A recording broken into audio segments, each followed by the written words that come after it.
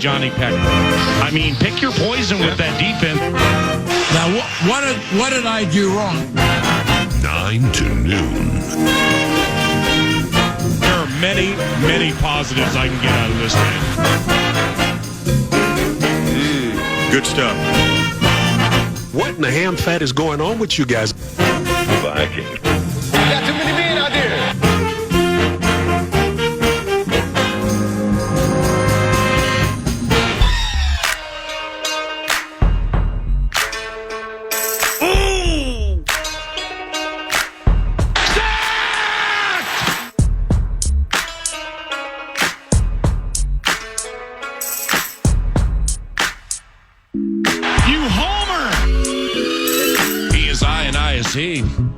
Good morning.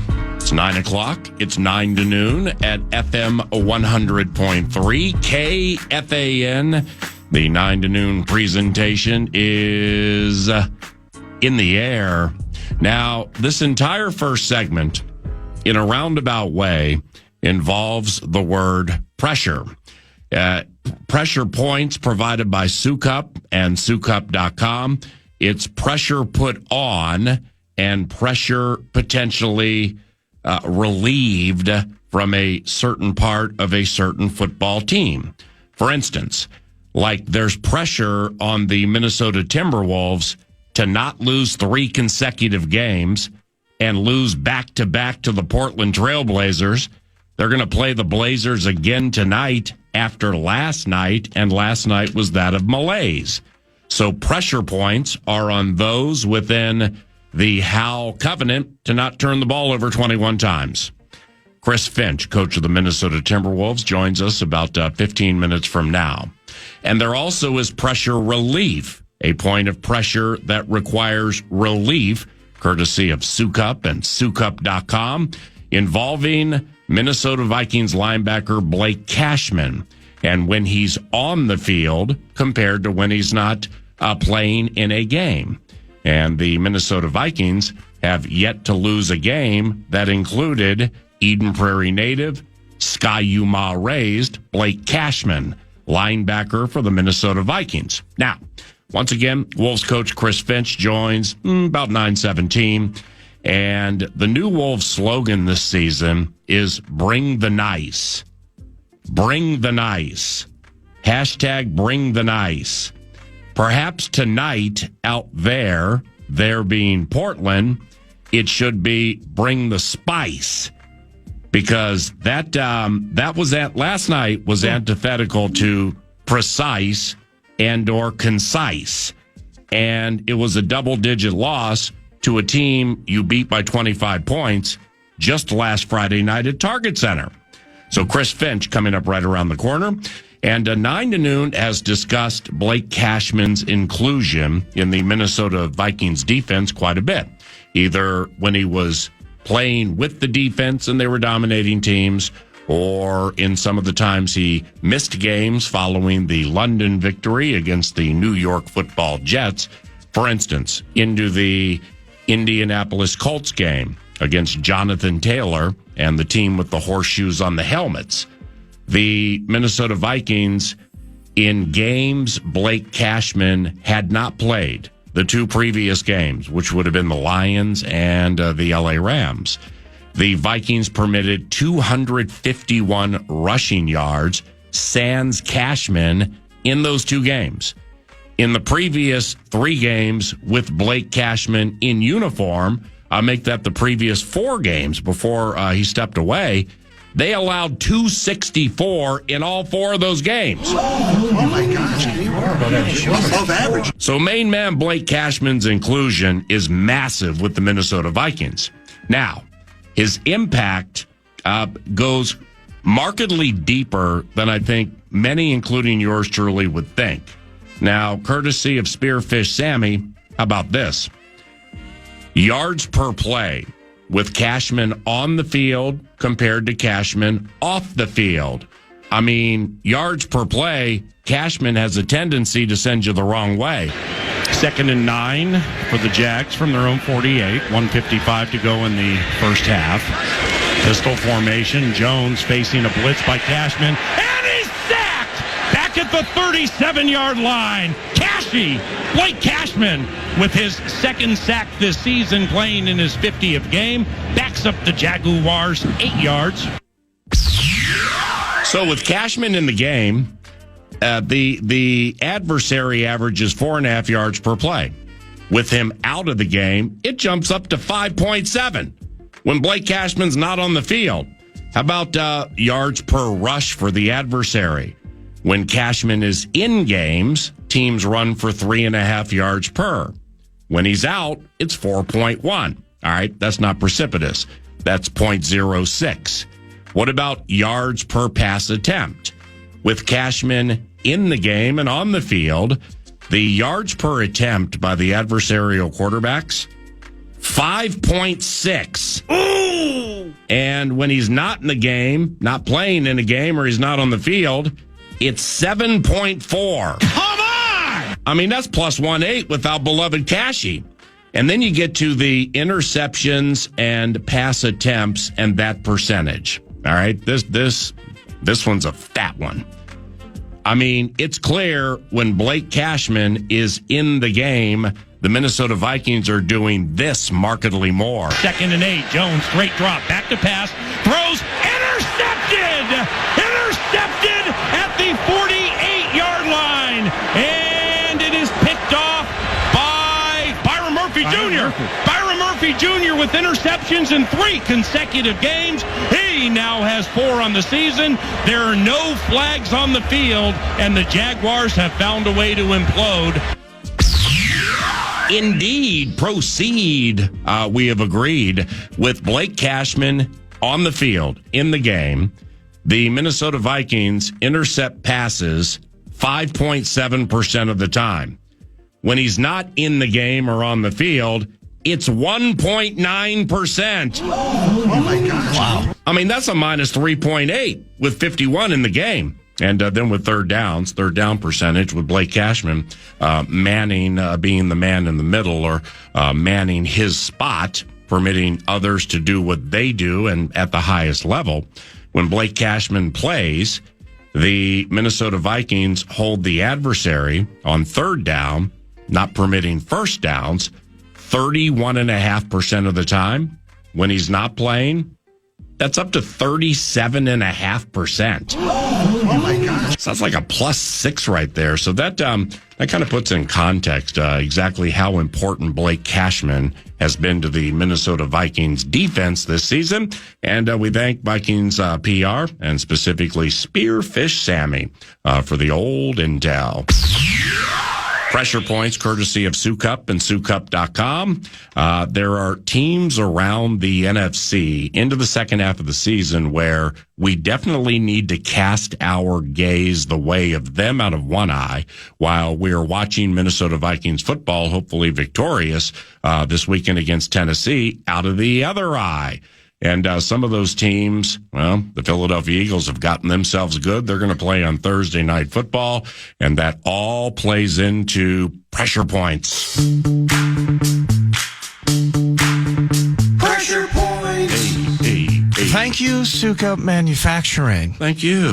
The Philadelphia Eagles at 7-2, and you're right. I mean, right now, between Philly and Washington, one of those two teams appear poised to win the NFC East. So, therefore, when you're thinking about wild card and playoff positioning, oh my, you got to pay attention to what Philly's doing, and they've sneakily won 5 straight, PA. Mm-hmm. So, running down the rest of the schedule, it does indeed start with Thursday Night Football, and it is the Washington Commanders. And that's going to be an unbelievable matchup between this Eagles group, who's finally starting to get healthy. Defense is playing a little bit better. And then, of course, Jaden Daniels and the Commanders, who took that tough L, Jerzon Newton, jumping on 4th and 1. Then they're at the Rams. They are at the Ravens. They host the Panthers. They host the Steelers. They are back at the Commanders. They are hosting the Cowboys, and they host the Giants to end the 2024 regular season, PA. Feels like a split with Washington. Feels like a sweep of the Dallas Cowboys. What's their record again? They're 7-2 currently. Yeah, and they've won how many in a row? 5 in a row. Yeah, when A.J. Brown came back, things opened for Devontae Smith. Dallas Goedert battled some injuries, but now he's back. And they've had some offensive line woes that are starting to work their way, where they're starting to get people healthy. And the A topic with the Philadelphia Eagles is if you're going to meet them in the biggest of big spot games, you don't want it to be at Lincoln Financial. No. Just generally speaking, they're a really tough out when they play home games in big situations, specifically the playoffs. So, well, and that's the key. 5 of their final 8 are at home, PA. Wow. I mean, other than at the Rams, that'll be in prime time as well. And at the Ravens the following week to kick off December. Yeah. And then they're at the Commanders. I mean, even if they lost all those 3, you're talking about a potential 5-loss team. Right. I mean, they're going to be 12-5, 13-4 if they snag one of those road affairs. So from one of the top seeds. From a Viking standpoint, it feels from afar, low key, like we are pulling for the old Commanders tomorrow night. Let's go, Commander! On with those Commanders! Hail to the Commanders! Victory! Commanders on the fight for old DC. Yeah, give me one more quickly because Finchie's calling in 6. All right, Pressure sweet. points. Let's. We know where the Rams are at. They just took a primetime loss to the Dolphins, so let's go with the Packers. Dolphins look good on Monday. The Packers coming out of the bye, they're going to be 6-3, and they go as follows. They are at Soldier Field to beat up on Caleb Williams and the Bears. W. Then they are hosting the Niners, L. hosting the Dolphins. 50-50. Yeah, it's tough.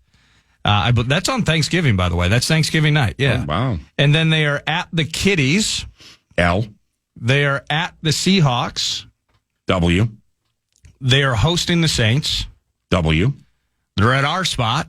L. And they are hosting the Bears. W. What's that get them to? I believe you had them at. You're having them at 11-6. If you're only giving them L's, hosting the Niners, at the Kitties, and at the Vikings, that puts them as a 6-loss team. They're 11-6. So Vikings fans, we need 5 more. That's not a bad record. That's In not your bad. face, Milwaukee. 11-6 sounds good. It's 9:12, courtesy of TimberTech and TimberTech.com. What's on deck 9 to noon includes Mike Florio from ProFootballTalk.com. That'll be about 30-ish minutes from now. And when we return, Chris Finch, coach of the Minnesota Timberwolves, will amplify the presentation. He's nice enough to get up early out Portland, Oregon way, and join 9 to noon, courtesy of Second Harvest Heartland and 2harvest.org. I'm Paul Allen. The other voice is Eric Nordquist, and he has the cash thing. The Fan, along with 2 men in a junk truck, want to give you a chance to put $1,000 in your hand with the National Cash Contest. The keyword is grand, so use that at KFAN.com. Again, the keyword is grand. Might win $1,000. Enter it at KFAN.com.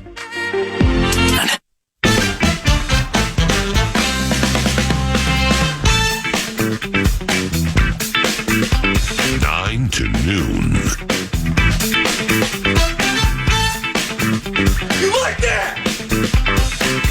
The Minnesota Timberwolves sadly took a loss to the Portland Trailblazers last night, and joining us now is head coach Chris Finch, courtesy of Second Harvest Heartland and 2harvest.org. Holiday season help if you are so inclined. Go to 2harvest.org and help feed others. 2harvest.org. And Chris, thanks for getting up early to join the show, and sorry about last night, my man. How are you?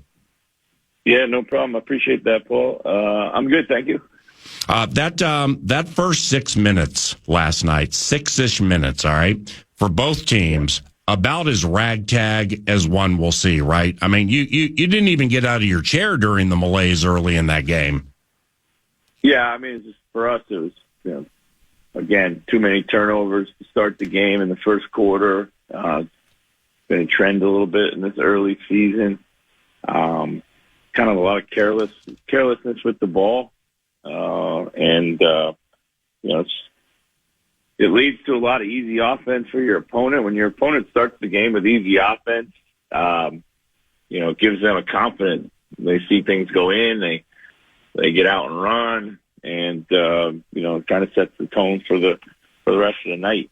How about their big man Robert Williams? I mean, he plays like 10 games every other year, but he channeled his inner Buck Williams last night, didn't he? I mean, best game for Robert Williams in years last night. Yeah, he's a super impactful player. He's a really good athlete. He was able to get behind us and pick and roll way too much.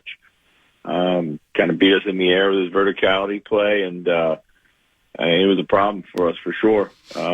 We get him again tonight, so we're gonna have to be better there.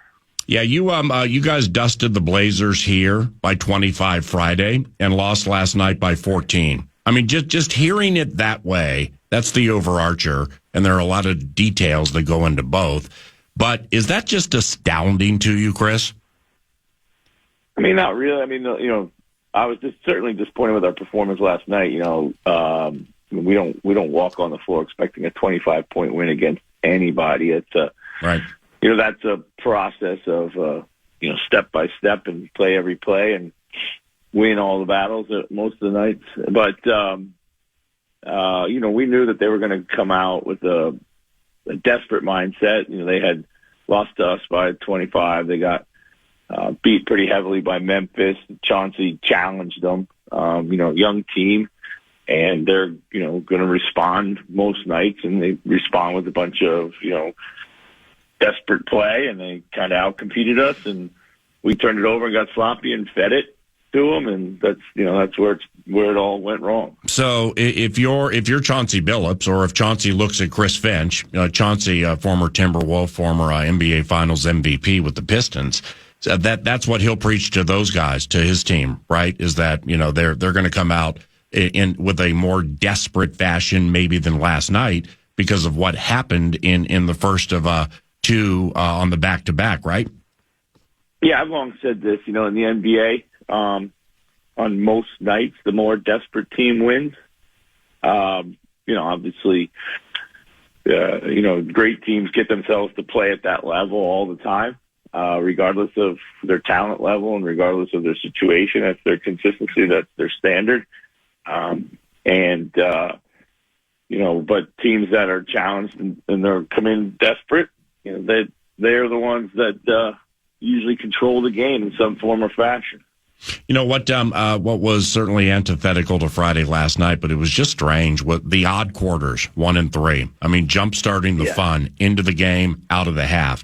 You scored 69 on them in those quarters Friday night, and just 38 last night. I mean, that, especially after you guys got going a little bit close to halftime. I think you might have cut it to 7, but that was big, wasn't it? Yeah, it was, but it's also where we had all of our turnovers. Right. We had not all of our turnovers. We had turnovers all throughout the game, but we had 7 in the first quarter, 7 in the third quarter. So 2/3 of our turnovers happened in those quarters, and most of them happened in the first part of each quarter. So the first 6 minutes. Yeah. Of each quarter, and that's kind of set the tone when I felt we couldn't have played any worse at halftime being down 7. I was like, okay, we're in a good position here now to clean some things up, play a little better. But that wasn't the case. We came out, we turned it over a bunch early, and the lead ballooned, from there. What's halftime like? I mean, like how much do you talk to the guys? How much film study on the first half is done? At what parts of the season do you, if you're aggravated, do you think, all right, I think I might let them have it here, or you choose to pull back? Like, how do you handle half times? Yeah, I mean, halftime, we always watch a handful of clips on both sides of the ball, anywhere between 4 and 6 clips on both sides of the ball, to kind of give them a snapshot of what's going on out there that they may not be picking up on, or adjustments that we might want to make. And then, the rest is just, feel. I mean, you can't go in there and give them hell every single time you're not playing well. Sometimes it's a confidence thing. You got to build confidence. Sometimes you got to pull it out of them in different ways. So that part is you also got to, sometimes they might be talking amongst themselves, and you need to let those dialogues happen. So, it's very much kind of a feel where you use your emotional intelligence to see what the team needs, what you need to do to provide that for them. Like last night, we obviously were disappointed at halftime, but we thought we would regroup a lot better than we did. Chris Finch, weekly 9 to noon, courtesy of Second Harvest Heartland and twoharvest.org, coach of the Minnesota Timberwolves, back in action this evening on KFAN against the Portland Trailblazers. Then they get DeMar DeRozan, Domantas Sabonis, and De'Aaron Fox, and the Sacramento Kings out there in Northern California later in the week. Now 21 turnovers. I mean, that's going to happen, sometimes, but last night, and this comes with respect, some of them just seem careless. I mean, it kind of started early, and I'm not picking on Mike Conley here. I love his game, man. He's basketball immortality, but when you get somebody like that picking up his dribble at the baseline and throwing it to the other team, and of course they go down and score, I mean, that's what I'm talking about there. You know what I mean? Yeah, I think, no doubt. I thought the bulk of them were careless. Or high-risk passes, and particularly when you're not taking care of the ball overall, you got to dial back on the high-risk decision-making. But we had multiple turnovers just inbounding the ball, which is kind of mind-blowing if you think about it. So right. We had them in every form of fashion. We had a 24-second violation. We had offensive fouls. We had bad decisions in transition when we had clear advantages. We had inbounds, as we talked about. We had playing in a crowd. They came in every single manner possible. Chris, we discussed push button mentality last week off getting to the Western Conference Finals last season, and maybe they learned last night that nothing's going to be easy when you, the Timberwolves, your team, them, specifically Anthony Edwards, now are the target at which teams are shooting. I mean, that's fact. The Timberwolves are the target at which teams are shooting, and I'm sure they all realize it, but that factors into it, right? No doubt, 100%. And the thing that makes that even more alarming, or not alarming, but kind of interesting, is that last year's over. So right. You have this added expectation, you have this added pressure of being the target, but nothing that you did last year matters. And we have a different team, and we have to figure things out. But we have to have a mindset for this team to go out and prove itself every single night. And that starts with your best players, we gotta have, our best players gotta play a little bit better than they're playing right now. So. Hey, when I watched your press conference after the game this morning, and when you say sit down and contain balls better, balls were getting way too far downhill. What does that mean? Yeah, it's just literally penetration. We got to stand up these drives a bit more. We're one of the strengths that we've always had, and we have throughout our lineup, is the ability to contain the ball and be really good at point of attack defense, as I call it. So that's where defense starts, and it's about making the ball go where you want it to go, not allowing the ball to go where it wants to go. Right. And it's a penetrating league. A lot of the threes that are shot in the league are generated through penetration into the paint. So it's a cascading effect. If you cannot contain the ball, you give up everything. You give up the three, you give up the offensive rebound oftentimes, you give up the lob here and there. So it's really important that we do a better job of standing up these drives. I think, I see the effort to try to contain the ball. I don't see the laziness. What I don't see is the right amount of physicality on the ball. Right. Dante DiVincenzo played a season-low 18 minutes last night, 17:50 and change, and tied a season high with 4 turnovers. Is it fair to say that it's just still a work in progress with his overall game? I think, we're pretty comfortable with who he is and where he is. I mean, he didn't play particularly well last night. I thought Nikhil and Jaden were two of our better performers. So I thought, that was our route back into the game.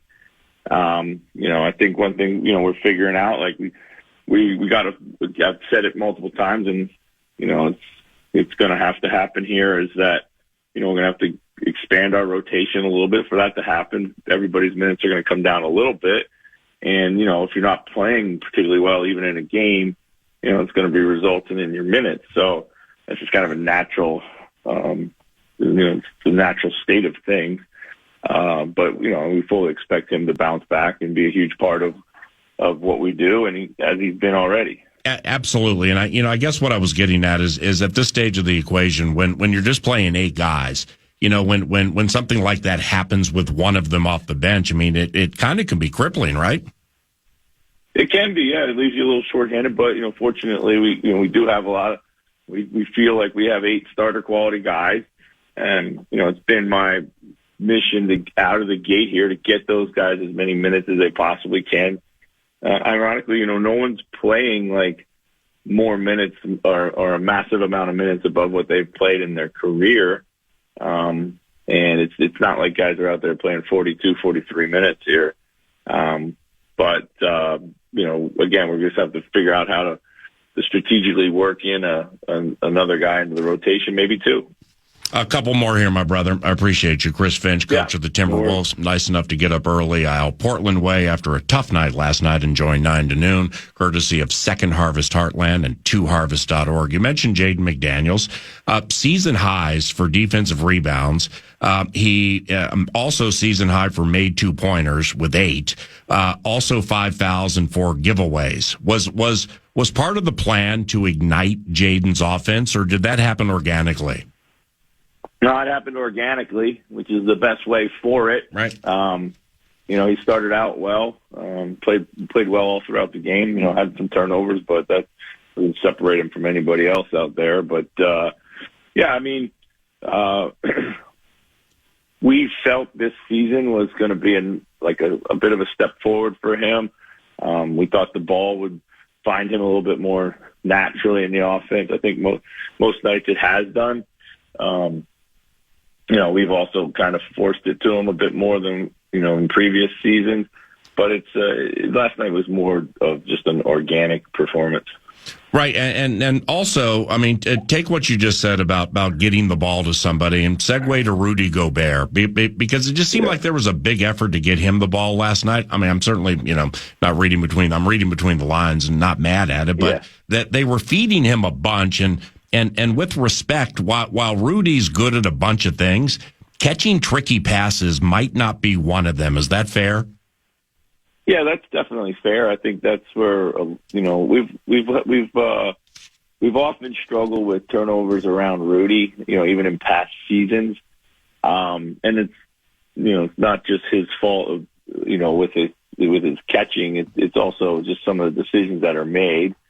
And then last night we actually had the added misfortune of, he didn't make the right decision when he got the ball at times. So, all that has to be cleaned up. We know we can be a lot better there. But that's what I was talking about. There were some high risk passes. Yeah, I felt that we just didn't execute well, but they were probably ill-advised from the jump. Last one here. It's 7:30 in the morning there. So I don't know, something to ponder, man. Maybe you guys skip shoot around and take a day trip to the International Rose Garden. I mean, it looks beautiful. Everybody gets some fresh air. You just laughed, which is good. And the preach could be on the art of truly what goes into smelling the roses. It could be a season changer. I like that.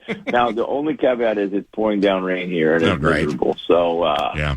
Hey, it's raining. It's raining. It's raining in the Pacific Northwest. What a shocker. Okay.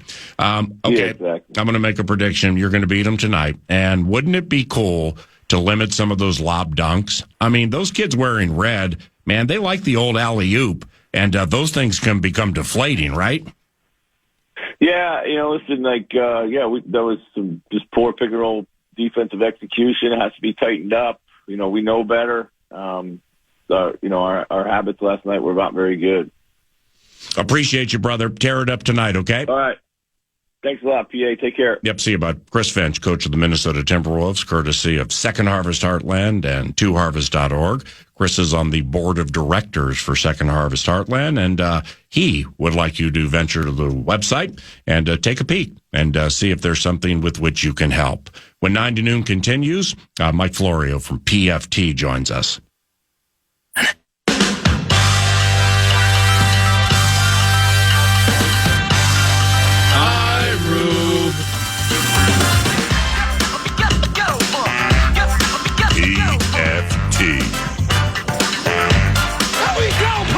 Here we go, 940 in the neighborhood being 9 to noon radio at FM 100.3 KFAN. And nice enough to join us weekly for a couple of decades is Mike Florio from ProFootballTalk.com and NBC's Football Night in America.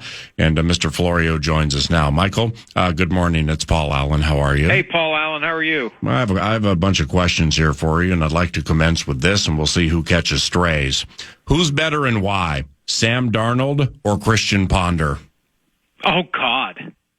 Right now, currently, I'd say Sam Darnold. Okay. That's easy. Ask me a tougher question. I'm trying to put in context what you're thinking about the quarterback position for the Minnesota Vikings from 7-2, with obviously the Titans on the horizon, then the Bears finish a 3-game roadie, come home for Arizona, and not casting the gaze the way of losing in the divisional round. I'm more looking at like what now, what you're seeing as a complementary game, defense, offense, special teams, and just kind of what you think. Paul, I love you, but I almost declined your invitation to come on today because I knew where this was going to go. What do you mean? You asked me on, I accepted, so I'm going to tell you what I think. Yeah. Here's what I think. That's what we want to hear.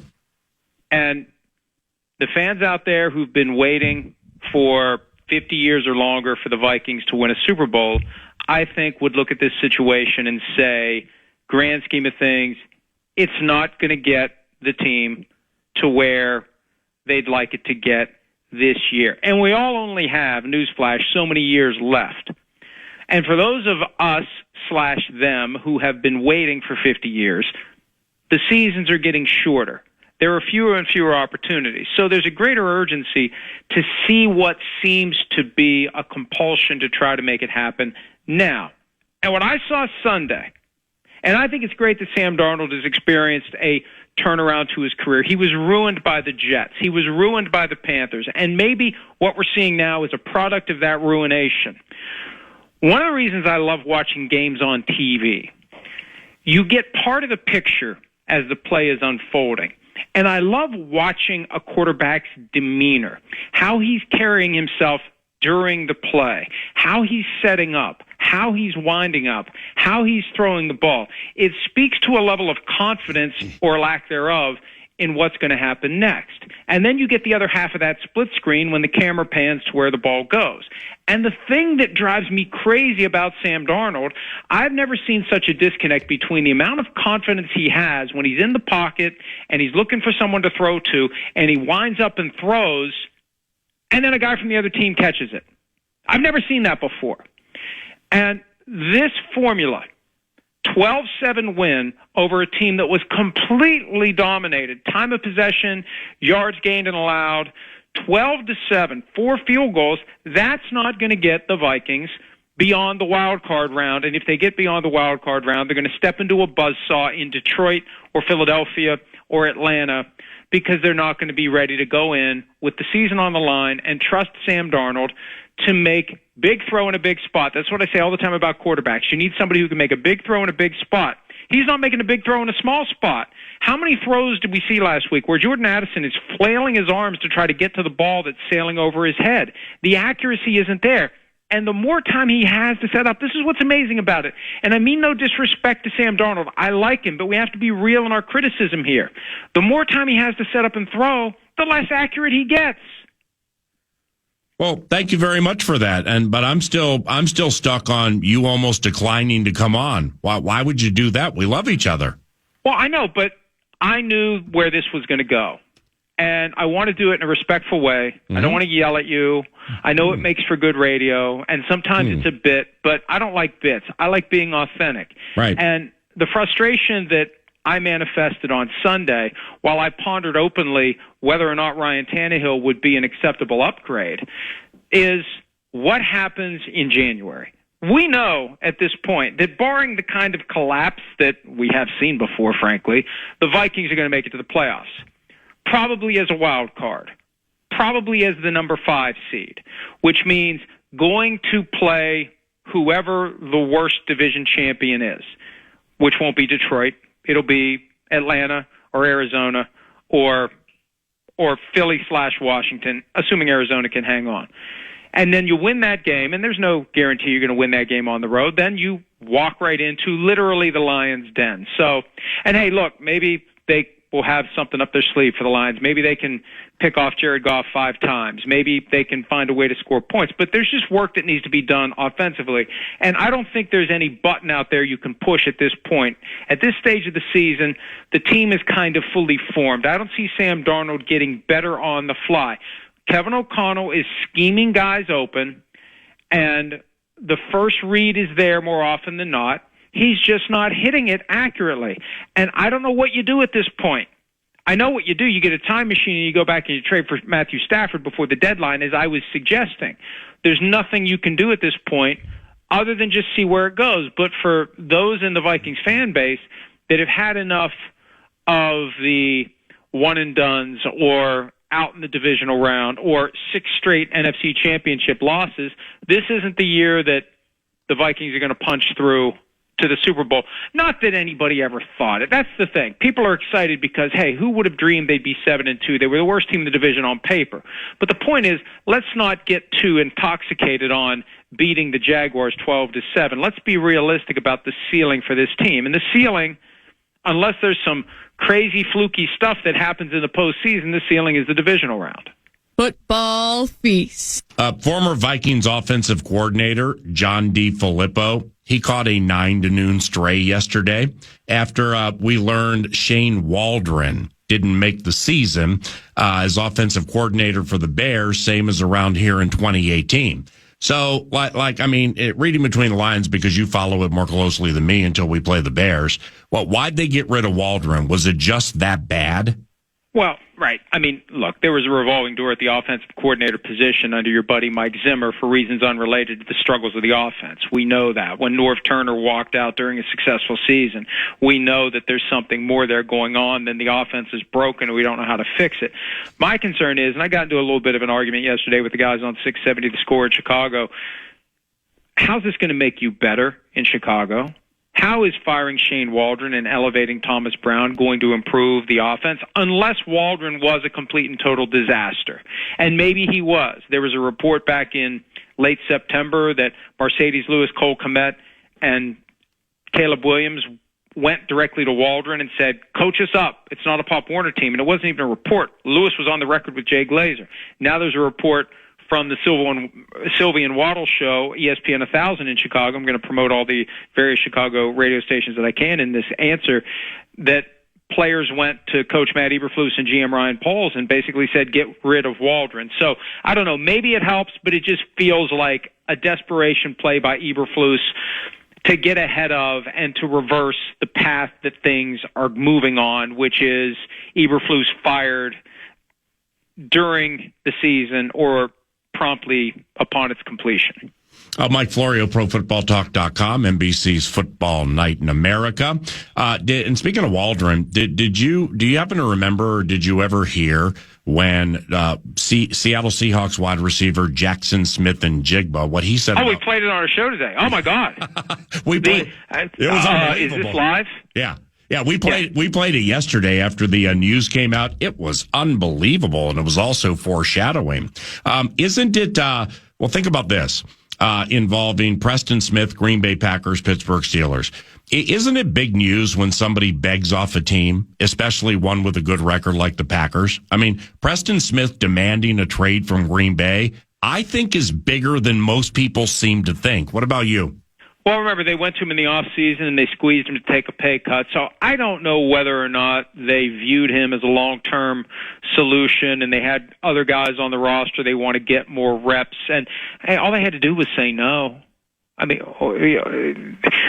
for certain players on a team, you don't want them to be there if they don't want to be there. If your starting quarterback doesn't want to be there, it's kind of hard to get the starting quarterback to do all the things that they need a starting quarterback to do. Show up early, stay late, set the tone, hold teammates accountable. If your starting quarterback is committed to doing the bare minimum, it's hard to have a great team.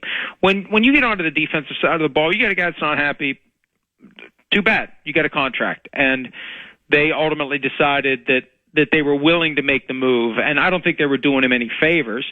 They decided it was in their best interest to move on. We hear that all the time, best interest of the team. Now, maybe they thought he would be a morale problem. He would drag them down. I don't know. But at the end of the day, of all teams, the Packers are not going to do anything that they believe will impair their broader objective. It's one of the realities of not having an owner. You don't have a person who gets impulsive. Everything is thought out. Everything is strategic. Everything is planned.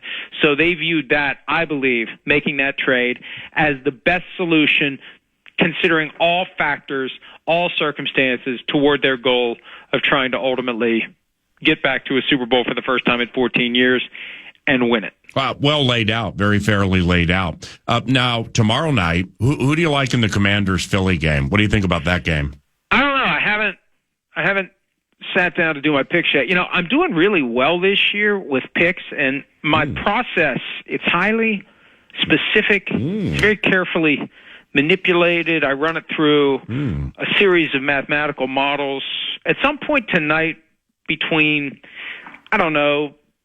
11 and 12, or maybe tomorrow morning if I forget to do it tonight, I'll look at the list of the games coming up this weekend, and a score will pop into my head for each one. So I haven't done it yet for Eagles Commanders, and I try not to overthink it. Right. I just go with my first thought. So I really don't know. And the problem is, even though the Eagles are 7-2, they've won 5 in a row, and the only impressive win was going into Cincinnati and beating a somewhat desperate Bengals team 37-17.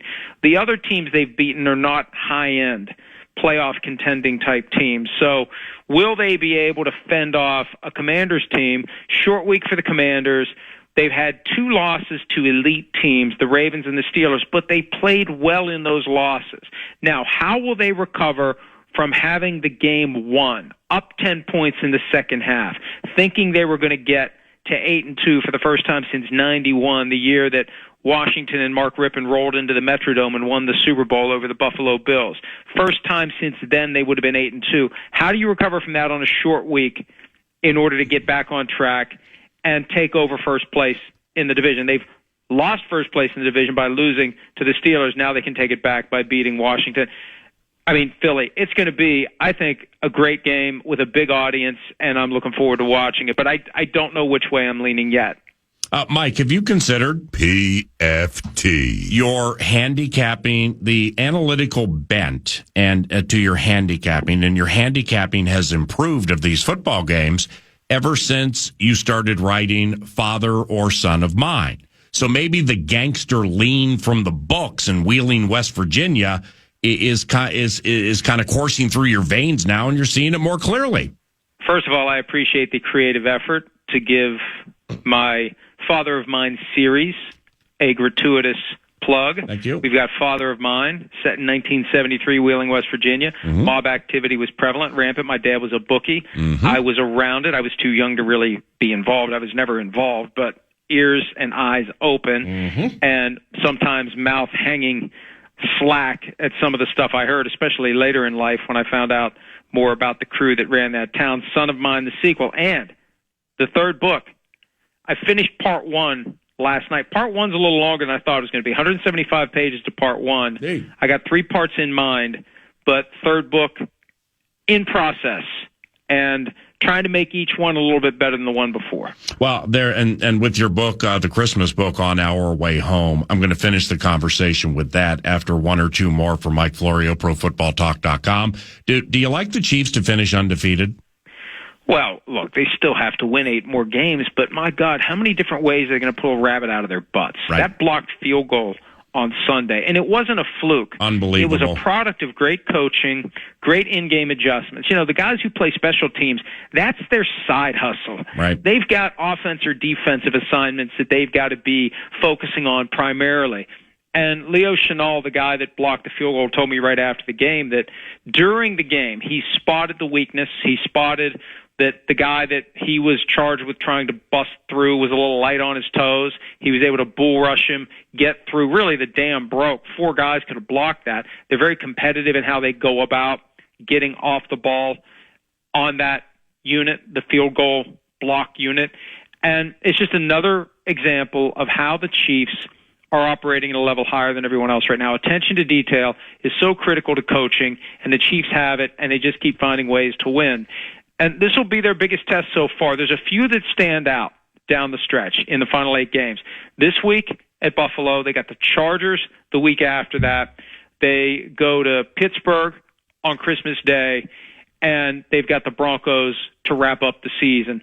Those 4 games, to me, if they can keep finding a way to win, those are the 4 to watch. And, yeah, they could go 17-0, possibly 20-0. They could be the first team to win 3 in a row. And along the way, if they do it, they'll break the Patriots' record of 21 straight wins between 2003 and 2004. So it's incredible to see what they're moving toward doing. Whether or not they do it, hey, sit back and enjoy. Now, lastly, your Christmas book, On Our Way Home. Hard copies are available for just $9.99. ProFootballTalk.com to learn more about it there. Hard copies, $9.99. All proceeds are heading to a couple of charities. Tell us more. Well, yeah, I did a podcast with Jay Glazer last month, and I was kind of looking for the right charities to donate all proceeds of On Our Way Home to for this year. And I asked Jay, what does he support? He supports the Michael Phelps Foundation, so I made that one of them. And Peter King has been doing a lot of work for the Enfield Public Schools because they've lost funding for middle school and freshman sports teams. So Peter's done a very inspiring job of raising money for that. So I'm going to split everything I get 50-50 between those 2 charities. And I'm surprised how many people have bought it so far. Ebook's $2.99. I dropped it down $1 this year. The hard copy is $9.99. And despite the fact that I wrote it, the book is really, really good. It's probably the best thing I've ever done. I hope it's not the best thing I'll ever do because I hold out hope I'll do something better down the road. But it is a book that will get you in the holiday spirit, and it will inspire you if you've got any broken relationship in your life that you've been meaning to try to repair. This will inspire you to make the first move before it's too late. And if it is too late, if you are one of those folks who had whatever, what family member, friend, whatever, and they're no longer with us, it hopefully will help you forgive yourself for not mending fences before it was too late to mend the fences. So thank you for giving me the chance to talk about it. I'm telling you, though, I've heard from people who have had it affect them in a very significant and positive way and have helped them in their own lives. And I never meant to do that. I'm just trying to tell a story that's interesting, so it's kind of a nice little side benefit. That's beautiful. And thank you very much for sharing, and we'll call you next week. Thank you, Mike. Bye, Paul. Mike Florio, ProFootballTalk.com, a weekly 9 to noon, right around 9:40 each and every Wednesday. Now, when 9 to noon heads into the middle portion of the radio show, we get into some college sports with Gophers football and Gophers basketball vox, Mike Grimm. He'll join us around the corner. You're listening to KFAN.